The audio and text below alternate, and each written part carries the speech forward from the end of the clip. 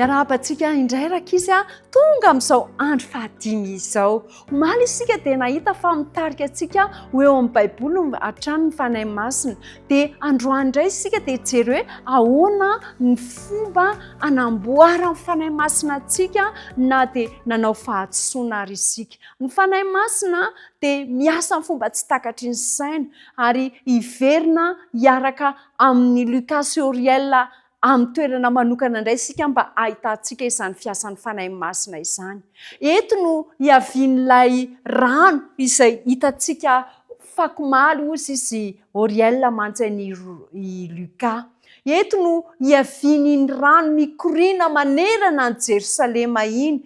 Hitanao ihany koa ity misy seza ngeza be, seza izay fiandrianana volamena goavana be mihitsiny. Hitako tokoa izany hozy izy i Lucas, izany hoe eto Jerosalema vaovao ve izany isika? Eny hozy izy Uriel. Tena mahagaga ity toerana ity hoy Lucas mantsy ny Uriel. Tsy hoe inona fa iza no hojerentsika aty iza no andehanantsika aty kay? Ho fantaritsika androany, ho hitantsika androany izay. Ary androany dia te ampisehoanao manokana, ampafantatra anao manokana olona anankiray. Iray amin'ireo anjely mihira eo amin'ny antokom-pihiran'ny lanitra ity olona izay asehoko anao eto ity. Eo amin'ny iray amin'ireo sehatra avoan'ireo ny toerako. Tena tombontsoa lehibe izany. Tsy maintsy ampianarinao mihira izany hozy izy Lucas, nentanentana be mihitsy izy. Tsy dia mahay mozika loatra mantsiny, nefa izany dia mba maniry hianatra hira ihany koa. Tsy mbola tratra aoriana mihitsy ianao vonina ny hampianatra anao Lucas kely sady manana mandrakizay ke ianao hanaovana izany faly ery Lucas na hainao an'izany. Tonga ianao ary namako hoy Uriel sady nanokatra ny sandriny amihana an'ilay lehilahy izy.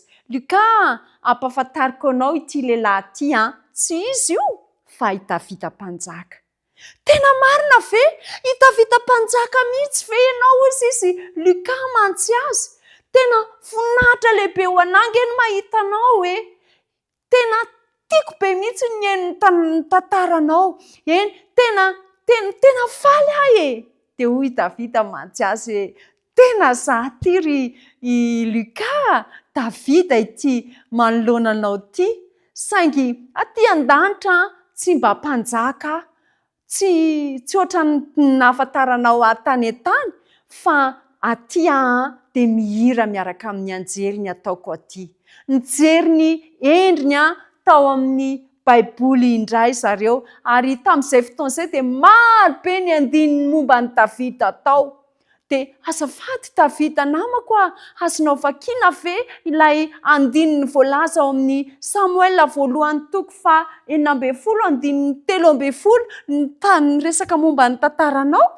Eny hozy izy Davida. Ary Samuel nandray ny tandroka feno diloilo ka nanositra azy teo amin'ny rahalany. Ary ny fanahin'i Jehovah dia latsaka tao amin'ny Davida hatramin'iny andro iny. Dia nitsangana Samuel ka nakany rano. Tsaroko tsara iny andro iny hoy Davida. Tena gaga ireo rahalahiko tamin'izay fotoana izay sy ny dadako. Davida, mianatra momba ny fanahy masina i Lucas io sy Uriel, ny fomba niasany tamin'ny olombelona tamin'ireny fotoana ireny. Afaka mitantara ny fanandramanao manokana amin'ny Lucas ve ianao? Eny hozy izy Davida mantsy ny Uriel. Inona moa izany ny azoko lazaina fa te hampafantatra anao fotsiny hoe Andriamanitra no mifidy ho mpanjakan'i Israely na dia mbola tanora aza. Ary ny fanahy masina no nanositra sy nanampy anana ny fahafahana maneho ny voninahitr'Andriamanitra tamin'ny zavatra rehetra nataoko. Dia nanjary havanana tamin'ny fitondranan'ny Israely dia lasa mpamorokira mahay dia nanorina toerana mahafinaritra nanjary malaza maneran-tany. Mbola malaza hatramin'izao izany toerana izany rakizy ary tiany vahoaka saingy tonga niataka tsy kelikely an'Andriamanitra ny foko rehefa niseho daholo izany fahatsarana rehetrarehetra izany. Nanao zava-dratsy ary tamin'ny fotoana nampanjaka dia tokony modely ara-panahy ho an'ny vahoaka Israely nefa nandritra ny fotoana ela dia tonga ny rehare loatra, lasa mpamitak'olona, lasa mpanao eloka. Dia namono lehilahy marina ihany koa ngeza Luka sy olona tsy nanatsiny nampiarako ny fahefana nananako. Niaino tamin'ny mpitandremana tsara any Davida i Luka tamin'izay fotoana izay. Aiza ireo zazalahy izay nosorany fanahy masina hoy Davida sady nangano hoany ny masony.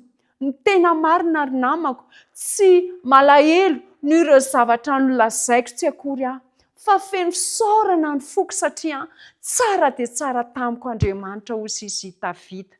Namela ny heliko Andriamanitra, nanome fahafahana vaovao izy satria na dia teo ary amin'ny fahadisoako hozy izy Davida dia mbola niantso Andriamanitra. Nidiovony Jesosy, nidiovony Jesosy ary taorian'ireo fanandramana ratsy teo amin'ny fiainako dia nomeny ahy indray ny fanahy masina mba hampitodika ny vahoaka eo amin'Andriamanitra. Hampiala azy ireo teo amin'ny lalan-dratsiny ka hiverina amin'Andriamanitra mifono izy ireo.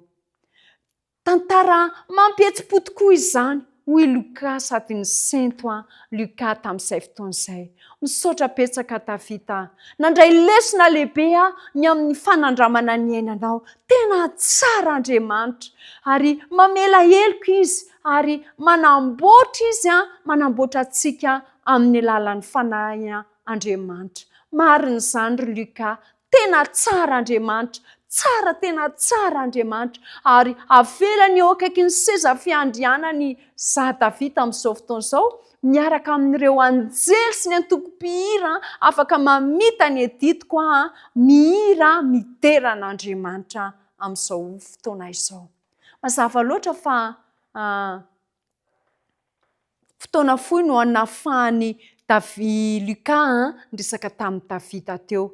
Ka dia niteny azy indray Oriel hoe fantatry ny anjely ny fahaiza-manao anananao ny amin'ny resaka mozika. Fa raha manaiky ianao dia hiasa hiaraka aminao ihany koa ny fanahy masina hiderahanao an'Andriamanitra.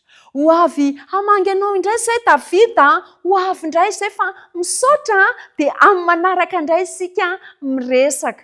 Dia hitanao ny toerana misy anao sisy Davida fa tongava fa fifaliana ao anay ny mandray anao. Izay indray rakizy ny fionana izay nataony Luka sy Oriel tamin'ny Davida. Fa ny fampiasana izay ataontsika any an-trano any dia izao. Te anontany kely fotsiny aho hoe efa natao batisa ve ianao?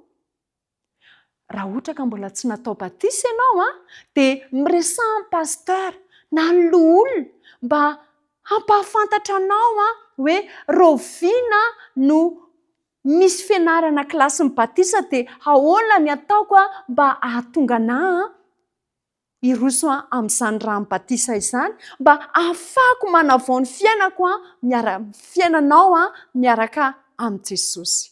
Fa raha efa vita batisa kosa indray ianao dia antanio indray ny pasteur sy ny loholona hoe roviana no misy fandraisana fanasany tompo mba ahafahako manavao indray ny fanoloran-tenako mifona eo anatrehan'i Jesosy ary mandray ny famelan-keloka avy amin'i Jesosy mba hahatonga anahy olom-baovao.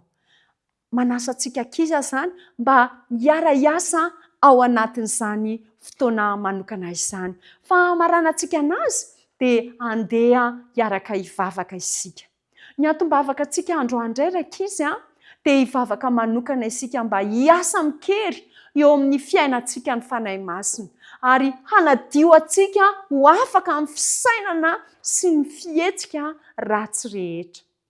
Hivavaka ihany koa isika mba ahafahan'ny fanahy masina manampy antsika ho mahatoky amin'ny fanoloran-tena izay ataontsika ho an'i Jesosy Kristy.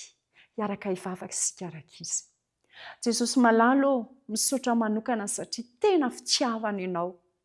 Fitiavana ianao dia mamela heloko ianao. Ka aoka ho tsapany ankizy rehetrarehetra fa rehefa manolotra ny fiainana iray manontolo anao, mitsotra mangataka famelan-keloka manatona anao, dia ianao Jesosy no anadio sy andrakotra ny akanjo-pahamarinanao aminay ankizy. Koa miangavy ary izahay hiasa atao anatinay ny fanahinao masina mba hahatonga anay ho amin'ny tena fibebahana marina. Ka izany fanahy izany anie dia hahatonga anay hiaro anay amin'ny famitahana izay alefan'ilay ratsy eo amin'ny fiainanay, fa hiandany aminao mandrakariva izay Jesosy. Amin'ny anaran'i Jesosy no hisaingatana izany vavaka izany. Amen.